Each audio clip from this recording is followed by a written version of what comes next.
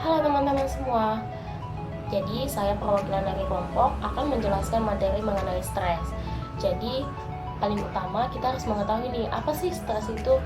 Jadi stres adalah kondisi mental di mana penderitanya ini mengalami ketegangan serta kekhawatiran yang disebabkan oleh berbagai macam masalah, baik itu positif ataupun negatif. Adapun sumber-sumber dalam stres itu, yang pertama adalah peristiwa-peristiwa dalam kehidupan. Penyebab yang paling umum di antara semuanya yaitu keadaan sehari-hari yang situasinya perlu penanganan serta penyesuaian. Namun, tidak hanya peristiwa buruk saja yang dapat mengalami stres, tetapi peristiwa yang baik juga menjadi salah satu penyebabnya.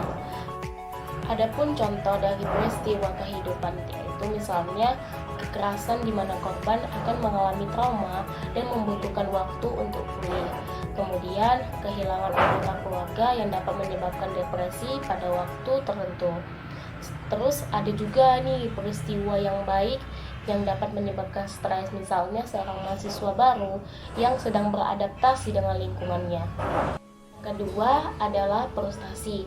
Frustasi sudah tidak menjadi hal yang sangat asing lagi karena setiap orang pasti akan mengalami frustasi.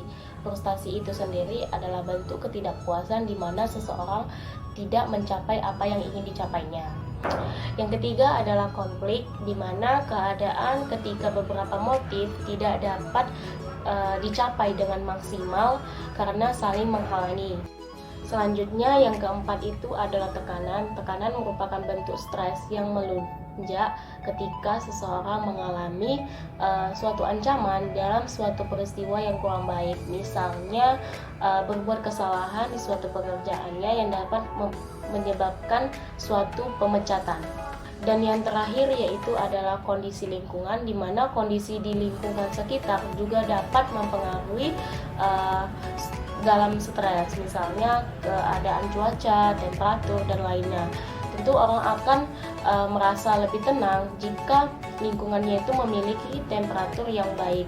Tetapi ada juga temperatur yang tidak bersahabat, misalnya yaitu polusi udara, polusi suara, ataupun lainnya yang dapat membuat pikiran itu tidak menjadi tenang. Selanjutnya yaitu adalah reaksi stres terhadap fisik dan kesehatan.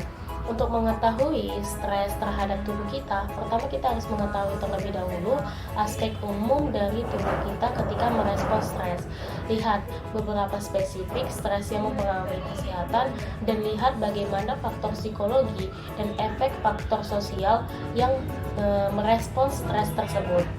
Baik, selanjutnya kami dari kelompok akan memberikan contoh kasus mengenai materi stres ini. Selamat menonton.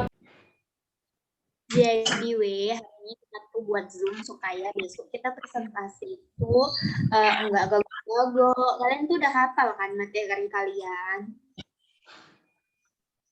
Muka kalian kok kayak gitu, Bang Sidik, Bang Rahmat?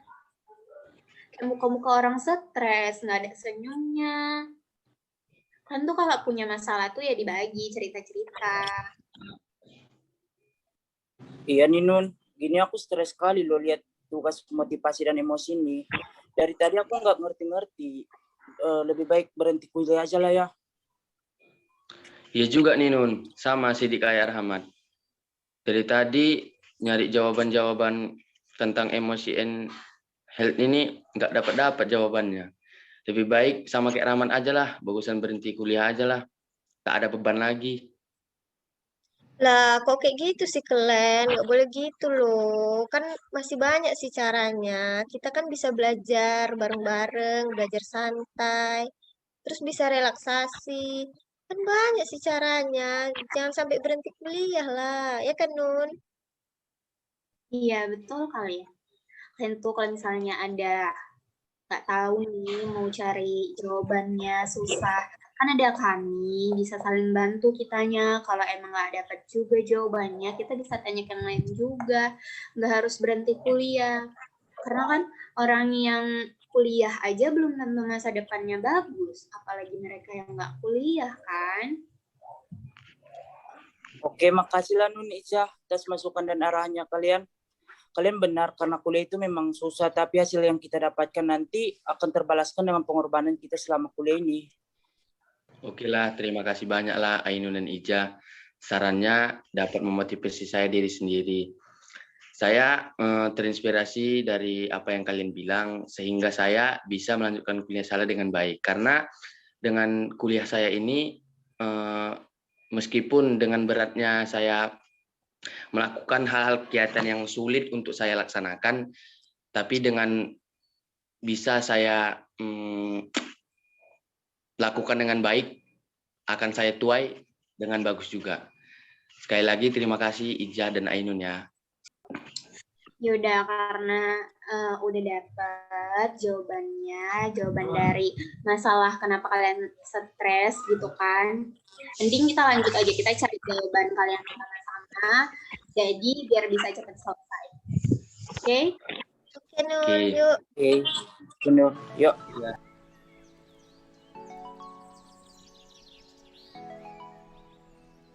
Hai teman-teman, di sini saya akan menjelaskan sedikit cara mengatasi stres. Kelompok kami sudah menyiapkan poin-poinnya, di mana yang pertama yaitu makan makanan bergizi. Dalam contoh sudah dijelaskan. Di sini kami menggunakan buah, yaitu berupa buah mangga dan buah pisang. Yang pertama itu buah mangga. Buah mangga merupakan jenis buah yang banyak mengandung vitamin C.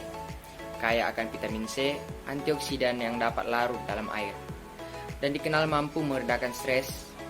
Vitamin C juga dapat menurunkan stres fisik, stres emosional, dan kecemasan yang seringkali muncul ketika kita stres. Enak? Ya. Yang selanjutnya itu pisang. Pisang banyak mengandung vitamin B, magnesium, dan mangan yang diketahui mampu meningkatkan suasana hati, menurunkan stres dan kelelahan. Yang terakhir, ya, daging.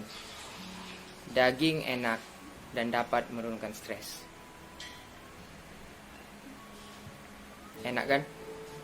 Ya, enak. Yang selanjutnya yaitu relaksasi visual, yaitu membentuk gambaran mental untuk melakukan perjalanan visual ke tempat atau situasi yang damai dan menenangkan. Kita bisa melakukannya dengan menggabungkan semua indera, termasuk penciuman, penglihatan, suara, dan sentuhan.